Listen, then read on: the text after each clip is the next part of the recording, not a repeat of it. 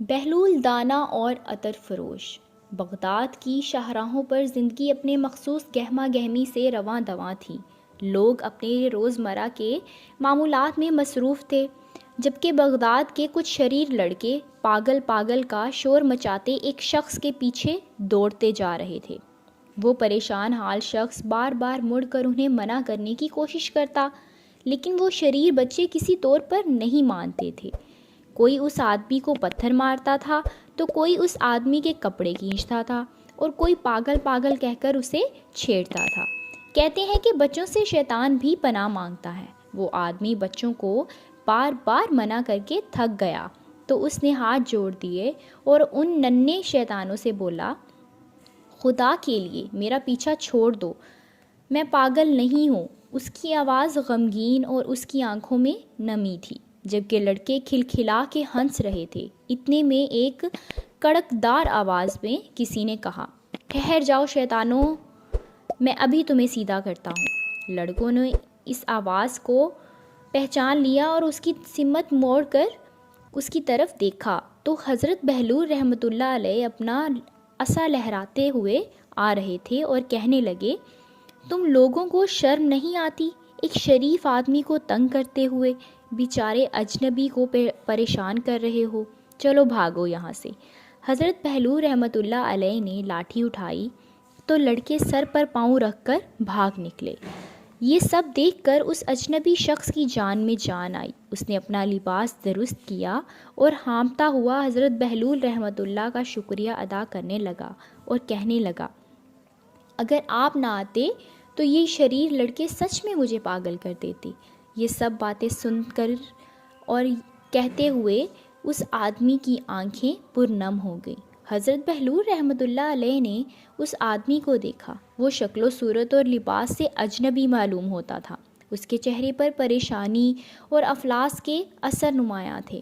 حضرت بہلول رحمۃ اللہ علیہ نے ہمدردی سے پوچھا، بھائی تم اجنبی معلوم ہوتے ہو، ہمارے اس شہر میں تم پر جو ظلم کیا گیا ہے کچھ تو میں نے اپنی آنکھوں سے دیکھ لیا ہے اور کچھ تم سنا دو جس نے تمہاری آنکھوں میں آنسو بھر دیے۔ اس آدمی نے ایک لمبی آہ بھری اور کہنے لگا، آپ درست فرماتے ہیں، اس شہر نے مجھے پاگل بنانے میں کوئی کسر نہیں چھوڑی۔ دراصل میں چند روز پہلے ہی یہاں بغداد میں آیا تھا۔ میرے پاس کچھ جواہرات اور کچھ سونے کے سکے تھے جو میری ساری زندگی کی جمع پونجی تھی۔ اس شوق سے کہ کہیں اجنبی شہر میں لٹ نہ جاؤں، وہ سارے جواہرات ایک عطار کے پاس امانت کے طور پر رکھوا دیے، مگر افسوس کہ آج جب میں نے اسے اپنی امانت کا مطالبہ کیا تو وہ صاف صاف مکر گیا اور اس نے نہ صرف مجھے برا بھلا کہا بلکہ ان شریر لڑکوں کو یہ کہہ کر میرے پیچھے لگا دیا کہ میں پاگل ہوں۔ یہ سب کہتے ہوئے اس کی آنکھوں میں آنسو آ گئے۔ حضرت بہلول رحمۃ اللہ علیہ نے تسلی سے اس کی بات سنی اور کچھ کہنے کے بعد اور سوچنے کے بعد کہا، بھائی مجھے بہت افسوس ہے کہ اس شہر میں تمہارے ساتھ ایسا سلوک ہوا، لیکن تم فکر نہ کرو، انشاءاللہ تمہاری امانت تمہیں ضرور ملے گی۔ وہ آدمی مایوس ہو چکا تھا اور کہنے لگا، مجھے یقین تو نہیں آتا، مجھے وہ عطر فروش درجہ کا چالاک اور مکار لگتا ہے، لیکن امید پر دنیا قائم ہے، اسی لیے میں بھی اپنی ٹوٹی ہوئی آس پر پھر سے جوڑ لیتا ہوں۔ اگر آپ میری جمع پونجی مجھے دلوا دیں تو میں عمر بھر آپ کا مشکور رہوں گا اور آپ کے لیے دعا گو رہوں گا۔ حضرت بہلول رحمۃ اللہ علیہ فرمانے لگے، تم سچ کہتے ہو، مایوسی کفر ہے، تم فکر نہ کرو، اللہ بہتر کرے گا، انشاءاللہ تمہاری امانت تمہیں ضرور ملے گی۔ یہ سب سن کر اجنبی بولا، اللہ آپ کا بھلا کرے۔ حضرت بہلول رحمۃ اللہ علیہ نے اس اجنبی سے اس عطر فروش کا پتہ لیا اور حضرت بہلول رحمۃ اللہ علیہ اس اجنبی کو ہدایت کرتے ہوئے کہنے لگے، کل اسی وقت تم اس عطر فروش کی دکان پر آ جانا اور اپنی مطالبات شروع کر دینا۔ اجنبی گھبرا گیا اور کہنے لگا، نہیں جناب، اب میں اس مکار کی دکان پر دوبارہ نہیں جاؤں گا، پہلے اس نے میرے ساتھ کیا کچھ نہیں کیا۔ حضرت بہلول رحمۃ اللہ علیہ نے کہا، پہلے پوری بات تو سن لو، تمہیں اس قدر گھبرانے کی ضرورت نہیں ہے، میں اس کی دکان پر پہلے سے ہی موجود ہوں گا اور یہ میری ذمہ داری ہے کہ وہ تمہیں کچھ نہیں کہے گا۔ حضرت بہلول دانا نے اپنی بات پر زور دیتے ہوئے کہا۔ اگلے روز حضرت بہلول رحمۃ اللہ علیہ اس عطار کی دکان پر پہنچے اور آپ کے ہاتھ میں ایک تھیلی تھی۔ آپ نے اسے اس عطر فروش کو دیا، سلام کیا اور بولے، جناب، میں کچھ عرصے کے لیے خراسان جا رہا ہوں، دور کا سفر ہے، پتہ نہیں واپس آ سکوں گا بھی یا نہیں، راہ میں چور ڈاکو پڑ جانے کا بھی خطرہ ہے، اور یہ میری جمع پونجی ہے جس میں جواہرات اور کچھ سونے کی اشرفیاں ہیں، آپ انہیں میری امانت سمجھ کر اپنے پاس رکھ لیں۔ اگر میں 3 ماہ تک واپس آ گیا تو آپ اسے اپنی امانت لے لوں گا، اور اگر مجھے واپس آنا نصیب نہ ہوا تو آپ اس رقم سے مسجد بنوا دینا۔ حضرت بہلول رحمۃ اللہ علیہ نے سنجیدگی سے کہا۔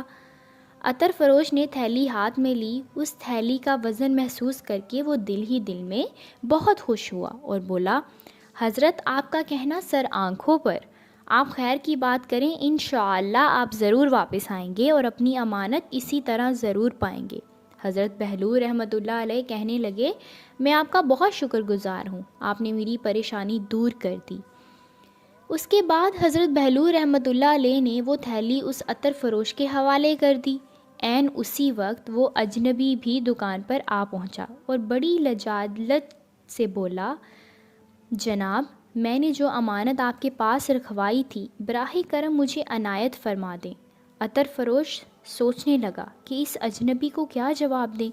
اگر وہ انکار کرتا تو حضرت بہلول رحمۃ اللہ علیہ مشکوک ہو جاتے، اور کیا خبر وہ اپنی امانت واپس لے جائیں اور کسی دوسرے کے پاس رکھوا دیں۔ حضرت بہلول رحمۃ اللہ علیہ کی تھیلی اس اجنبی کی تھیلی سے زیادہ وزنی تھی، اور حضرت بہلول رحمۃ اللہ علیہ خلیفہ ہارون کا رشتہ دار بھی تھا، اور ان لوگوں کو سے شرف و عزت سے پیش بھی آتا تھا، اور ان کو لوگوں سے شرف و عزت اور خلیفہ سے نذرانے بھی ملتے رہتے تھے، یقیناً اس کے جواہرات زیادہ قیمتی ہوں گے۔ یہ سوچ کر اس نے اپنے غلام سے کہا وہ اس اجنبی کی امانت اسے واپس کر دے۔ اس اجنبی نے وہ تھیلی لی اور دعائیں دیتا ہوا وہاں سے چلا گیا، اور حضرت بہلول رحمۃ اللہ علیہ بھی عطر فروش کو خدا حافظ کہہ کر رخصت ہو گئے۔